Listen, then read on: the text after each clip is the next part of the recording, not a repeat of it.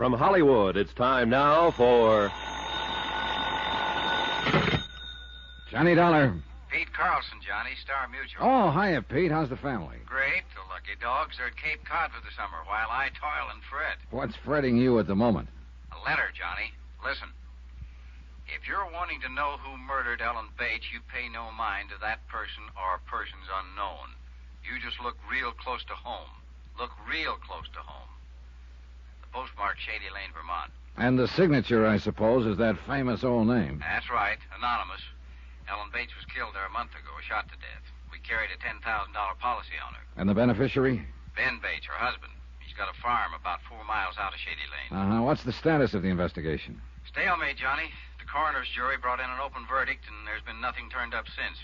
We were just on the point of paying off the policy. But now, well... All right, Pete, I'll fret for you. If I can find Shady Lane on the map.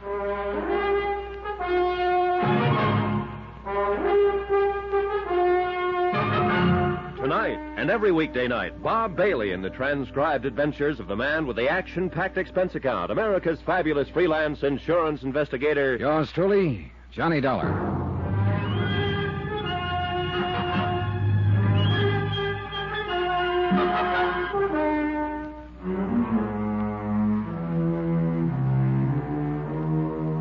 From Special Investigator Johnny Dollar to the Home Office, Star Mutual Insurance Company, Hartford, Connecticut.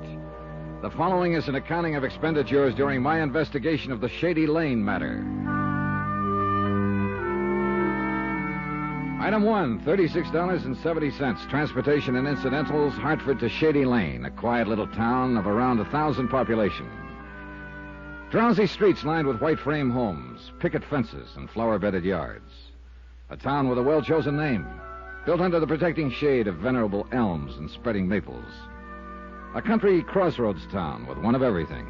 One inn, one restaurant, one garage, one general store, one barber shop, and one constable, a gaunt and lantern-jawed, leather-faced man of middle age named Jed Bramler. Yeah, it's a fact, Mr. Dollar. Lived here all my life. First time I've ever seen it this hot. Yeah, it's warm, all right. For this time of year, at least. Weather's changing. World, too. Everything's changing. Except human nature. That, too, maybe. Take this killing. Don't rightly know how to go about dealing with it. Well, maybe we can figure out something between us. This the bullet that killed her? Yeah, that's the one. It's an odd size and shape. Hand-poured. Say it's hand-poured. It's for an old-fashioned squirrel rifle. Smooth bore, single shot. I see. And I reckon that's about all I can give you in the way of facts, or clues, I guess you call them. All facts will do. All right. Ellen Bates was a fine woman. Had a hard life. She was married, no children. She was alive. Now she's dead. Cause of death, a bullet in the heart. Them's all facts, Mr. Dollar. How did it happen? Don't rightly know. Want no witnesses. Could have been an accident, even. What do you mean, an accident? Well, one of them hunters from the city. Them through here regular. Confounded idiots. Shoot at anything that moves. Well, surely not a human being sitting in her own living room. They might have. Never can tell, crazy as they are. Shot a goat, belonged to Het Wilmer last fall. Caught 'em with it, tied on their bumper. Said it was a mountain sheep. Yes, but... Yes, might have done it unintentional. Then got scared and run out. Yes, possibly. Except for one of those facts. Which fact? This bullet. Hunters from the city don't use old-fashioned squirrel rifles, Mr. Bramler. Well, I said it could have been accidental. Didn't say it was, though. I reckon somebody meant to kill her. Oh, I don't think there's much doubt of that. There ain't. Wish there was. Might not feel so danged worthless then. What do you mean? Ellen Bates was a fine woman. Hate to think of somebody killing her and getting clean away with it. Then let's make sure they don't get away with it. Got nothing to go on, Mr. Dollar. Not one lonesome thing. What about a possible motive? Haven't turned up a single one. Did she have any enemies? Everybody that knew her loved her. What about this bullet? Did you have a ballistics check made? Yeah. Send it clear to New York. They come up with anything? 6-page report. Yes, got it here somewhere. You can look at it if you want to. No need to. What was their conclusion? Same as mine. Fired from an old-fashioned squirrel rifle. Know anybody around here who might own a gun like that? Yeah, but near anybody in the township. Must be 300-400 of them rifles around. Keepsakes. Handed down. Family souvenirs. Yeah. Then that's one dead end. Couldn't be much deader. It's like I told you. Ain't no clues at all. At least none to speak of. Woman without an enemy in the world, sitting in front of her window, shot fired from outside the house, woman's dead. Them's the facts. And all the facts. No, not quite all. Eh? What do you mean? People. Persons are facts, you know. And their relations with other persons are facts. Facts that we can check on. Already told you, Mr. Dollar. Ellen Bates didn't have no enemies. The person who killed her wasn't exactly a friend. Known enemies, I mean. But she had contacts and relations with other persons, and one of them, known or unknown, was her enemy. Maybe an accidental enemy with a motive and the capacity for murder. What do you mean by accidental? Maybe Mrs. Bates saw something from that window of hers. Something that made her dangerous to someone else. Maybe she didn't even know she'd made an enemy. Yeah, might be. Or maybe it's just a matter of her death benefiting somebody. Somebody who otherwise wouldn't be her enemy. Mm-hmm. It thought of that, of course, but it don't lead nowhere. It might. I've got a letter here, Mr. Brambler. I wish you'd take a look at it. All right. It arrived yesterday at the home office of my client in Hartford. Mm-hmm. It was mailed here in Shady Lane. Nightfall, and close to home. Looked real close to home. Not signed, eh? No, not signed. Any idea who might have sent it? Yeah, somebody with a lot of vinegar in their blood. No, don't know. It's a fact. Wouldn't count too much on it if I was you. What do you mean? Well, like you just said, a matter of her death benefiting somebody. So? With that insurance policy like it is, the person that'd benefit most would be her husband, Ben Bates. Forget him. Why? Like you said, motive and capacity. Even if money was motive enough for Ben, he just hasn't got the capacity for murder. Forget him. Is Ben Bates a good friend of yours, Mr. Brambler? Since we were boys together. I see. Mm-hmm. Maybe you only think you see. I ain't making allowances for him. Just know him, that's all. Maybe I'd better meet him. All right. Farm's just out of town a ways. I'll drive you out there if you want. Oh, I'd appreciate that. Only one thing, though. You've got an expense account of some kind, ain't you? Sure, that's right. Why? Well, we're not exactly poor folks up here, but we ain't rich neither. And the township is kind of frugal with their money. I see.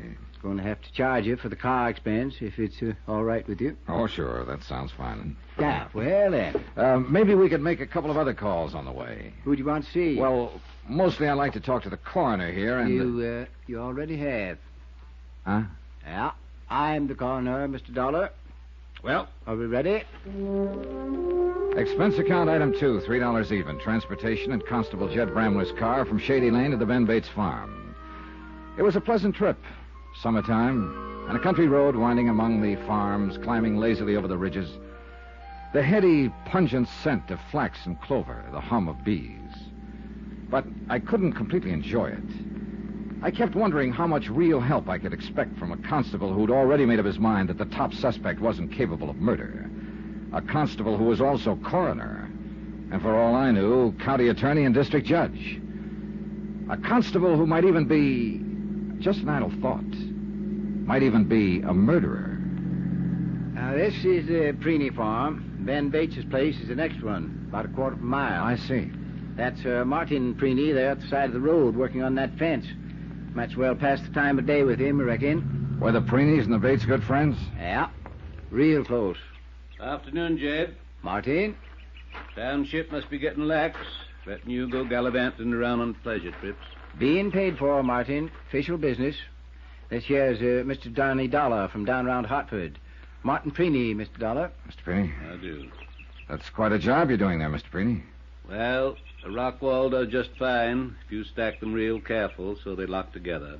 Looks pretty difficult. It takes a knack, no doubt about that, and work and time. But if it's dug in below the frost line, a rock wall will last a lifetime. And that's what I believe in, Mr. Dollar. Planning ahead and building right. That's a good philosophy. And then, too, a rock wall is a sight cheaper than fencing. And right there is his real reason, Mr. Dollar. A man that wastes his substance is a fool and a sinner. I believe in prudence. It's your only virtue, Martin. Fiddlesticks. We got callers, Sarah. Come on out here. No, ain't staying, Martin. Just passing. Just a minute, Martin. Just what so-called official business you on, Jed? Murder of Ellen Bates. Mr. Dollar here is an insurance investigator. He's come to look into it. I see. Well, it was a terrible tragedy, Mr. Dollar. Sad thing for the whole township, especially for Sarah and me. Yes, I imagine so. Yeah, they've been good neighbors. Fine people. Folks about to be proud to know. So I understand. Couldn't help feeling sorry for him. Just didn't seem to get ahead in spite of Ben being a good hard worker and all. And then this, on top of all the other trouble he'd had. Well, what do you mean by trouble? Afternoon, gentlemen. Come here, Sarah. Why don't you meet a friend of Jed's, Mr. Johnny Dollar, my wife, Sarah. Mrs. Prenny. Mr. Dollar comes from Hartford. Hartford. Then he's here for... He works for an insurance company. He's given Jed the hand with this Ellen Bates thing. Oh, yes, I see. Well, don't let me interrupt. I just telling Mr. Dollar what good neighbors the Bates have always been. A body couldn't ask for a better friend than Ellen Bates. Mr. Prenny, you said something about all the other trouble they'd had. Yeah, I was referring to Ellen's illness. Why, after that operation last year, she was pertinently an invalid, you might say. Yeah, Ben had to wait on her hand and foot, along with doing for the house and running the farm. A lot of time he spent taking care of her. Now, Sarah. Not half as much time as he spent hanging around that girl. What girl is that, Mrs. Prenny? Why, that little flibbertigibbet that works at... Sarah! I'm sorry, Martin, but it's true and you know it. Mr. Dollar, I'm afraid my wife is just repeating gossip she's heard. Ben Bates is a fine young man. Any stories to the contrary are idle rumors, nothing more. Well, sometimes the best way to stop an idle rumor is to check into it. If you'd care to tell me who she is. I know the girl, Mr. Dollar. Her name is Millie Wells. She's a waitress at the Shady Lane Cafe. I'd like to talk to her. You can when we get back to town. Well, folks, reckon we'd better be getting on. Mr. Dollar, Ellen Bates was a fine woman. Whoever it was killed her. I hope you get him. I believe we will. Oh, and by the way, Mrs. Prenny, the company was very grateful for your letter. My letter? I mean, how did you know it I was... didn't know. I was just guessing. Oh. Nice to have met both of you. See you again.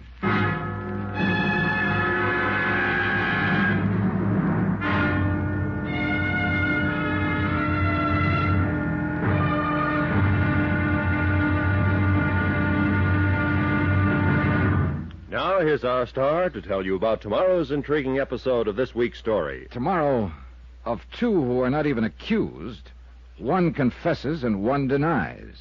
And both very strangely. Join us, won't you? Yours truly, Johnny Dollar.